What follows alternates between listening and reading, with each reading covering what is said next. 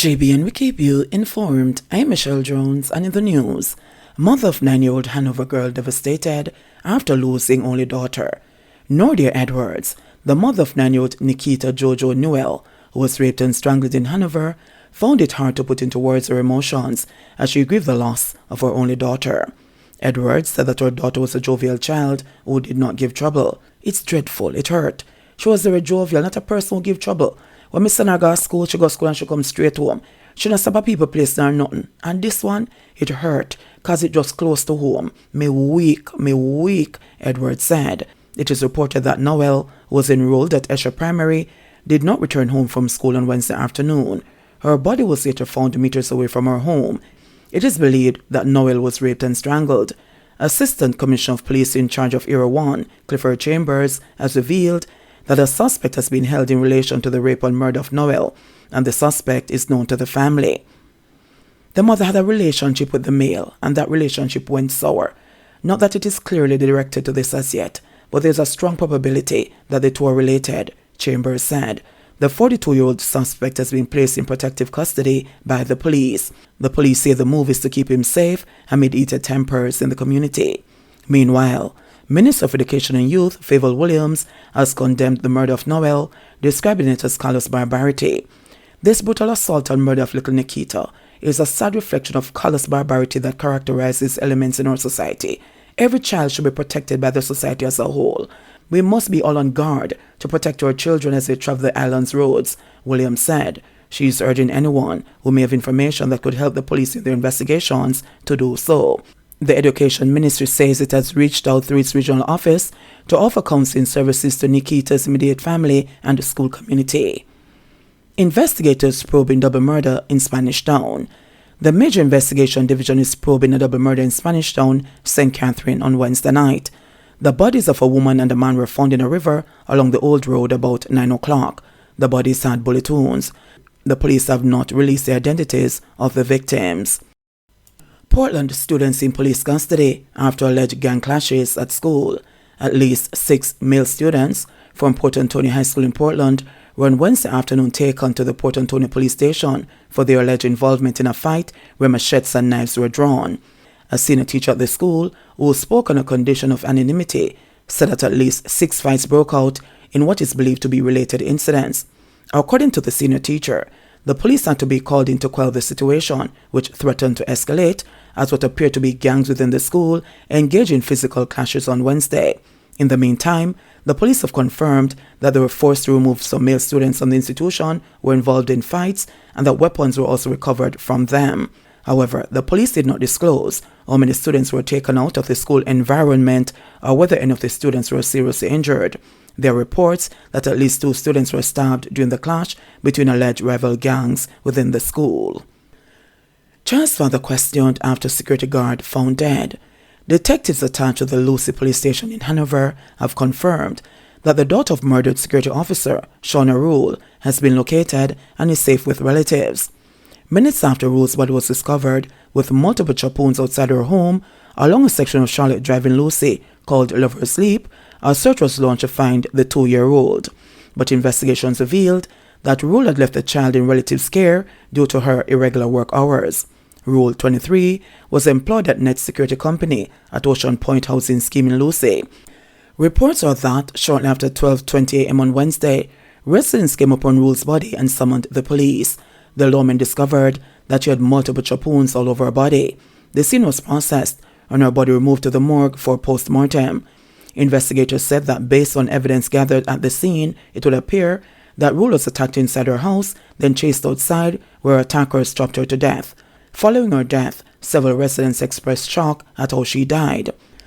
This is something that we see every day happening in Jamaica, and the police them need to dig deep until them find out why them just come murder a little girl like this, a woman said. It is understood that Rule was an orphan for most of her life and was raised by her grandmother and her then spouse, Liebert Frey. He said that he was married to Rule's grandmother for a number of years, and during that period, he played the vital role of father to her and one of her cousins. I love that little girl so much, and I did marry to her granny. Them is really from Kingston, and it's me bring the family down here. And I take care of that girl and her cousin from my baby, because the mother and father did from them very small, he stated.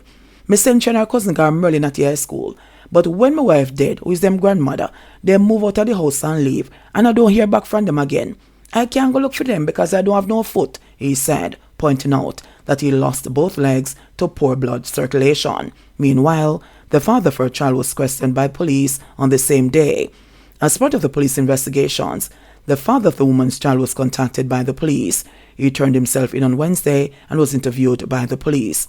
The father for the child was interviewed by the police. We got the father, stated Superintendent Sharon Beeput, head of the Hanover Police Division, who did not provide further details.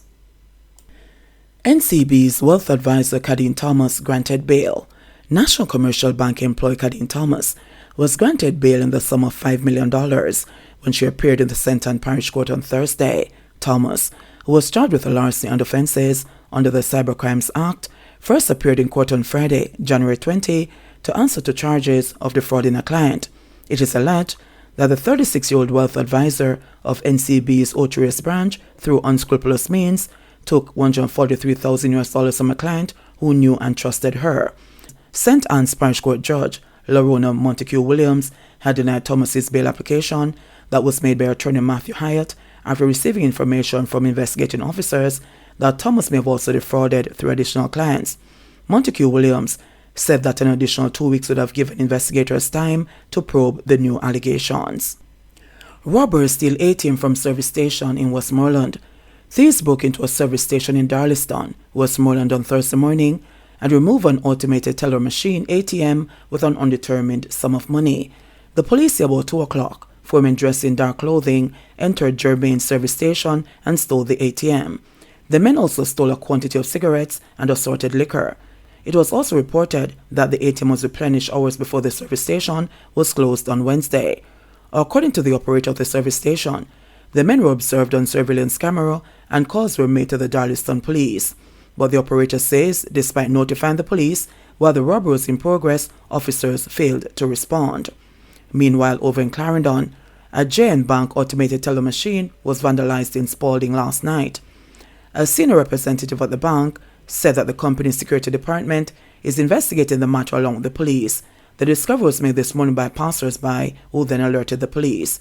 Commanding officer of the Manchester Police, Superintendent Shane McCullough, said no money was taken. He said that while no one has been held at this point in the investigation, the perpetrator would likely be charged with malicious destruction of property. The cost of the damage to the ATM has not yet been ascertained. Man reportedly flees vehicle leaving behind $1.4 million worth of ganja.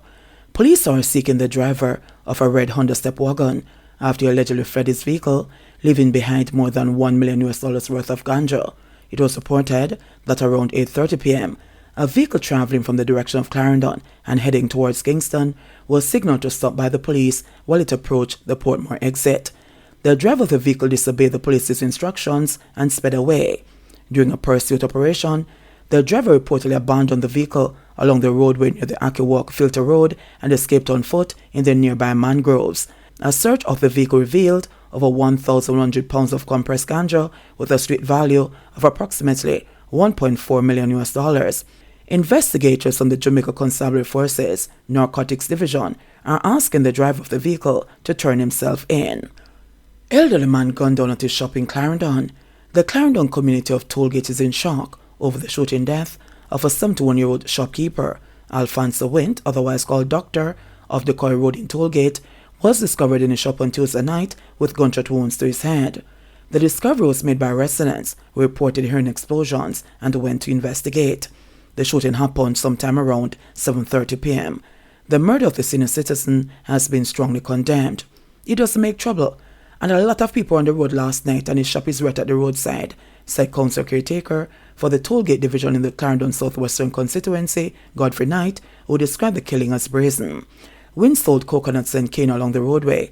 It's a little man a bossy. Him will tell you say him no walk and beg. Him have his money under a mattress, Knight said. According to a source, Wint was robbed of a large sum of money some 2 years ago when criminals invaded his home. The source also said Wint lost his home at the hands of arsonists some 5 years ago. Counsel for the Yorktown Division, which is also in Clarendon Southwestern, Ufel Purcell, said he knew Wint well and that he saddened by his murder. I'm so hurt. This man is about 70 years old, a very kind and gentle man. We have heard to know that somebody could have gone there and took his life in that fashion, bemoaned Purcell, who noted that Wint was well known in the area. Purcell said the government has to do more to stem the country's crime woes. The one-away stroke that the Prime Minister is coming with at all times, SOE, SOE, is just not working and it needs to come better, he said. How do we get the guns? I think the Prime Minister needs to focus on that and he might very well see some fruitful resolutions, said Purcell. Up to January 29, 11 people were killed in Clarendon. This is an increase of 266.7% when compared to the 3 murders recorded during the corresponding period in 2022. A total of 92 homicides were recorded in Clarendon last year. Law to deal with persons selling and buying driver's license, says Shaw. The full arm of the law would be brought to bear against persons who have been selling and illegally obtaining driver's license, says Minister of Transport and Mining, Audley Shaw. Addressing the official launch of York Castle High School's driver education program in Brownstown, St. Anne on January 27, Shaw said that for too long, the practice of purchasing license has gone unabated, allowing persons, many with no driving experience, to be on the road operating motor vehicles. We have an unfortunate situation in our country where some people are buying their driver's license to the detriment of us all. They're not taking a test for it, they're buying it, the minister noted. This has resulted in unqualified and inexperienced persons getting motor vehicles, going at excessive speed with no regard for road and environmental conditions. These are some of the reasons behind the fatal crashes we have been seeing on our roads. This is very unfortunate, and as the Minister of Transport and Mining, I am issuing a warning that it is going to end. It is my duty as Minister to put a stop to this, he emphasized. Shaw said that further compounding the matter is that many youngsters have also been illegally operating motor vehicles, causing havoc and mayhem on the nation's streets with no care for their actions. Statistics of the Road Safety Unit show that in 2022, 488 people died in crashes, with young people up to 29 years old, accounting for 170 deaths, the highest figure of any age cohort, he noted. Unqualified minors are operating vehicles across the island, contributing to road crashes. We must put a stop to it and will be holding persons responsible, the minister said. Meanwhile, 36 of 37 sixth form students from York Castle High School passed the Island Traffic Authority's written road test and will receive their learner's permit, giving them the legal permission to operate a motor vehicle accompanied by a licensed driver. The school's principal, Raymond Treasure, said that driver education was added to the school's curriculum in 2014, but that this is the first time we have partnered with the Island Traffic Authority to have students sit the test. Under the new Road Traffic Act, a road code test must be taken to be granted a provisional driver's license or a learner's permit. Another test must be successfully completed within 6 months to obtain a driver's license. JBN, we keep you informed. Please remember to subscribe, like, share, leave us a comment and click the notification bell to receive our daily news items.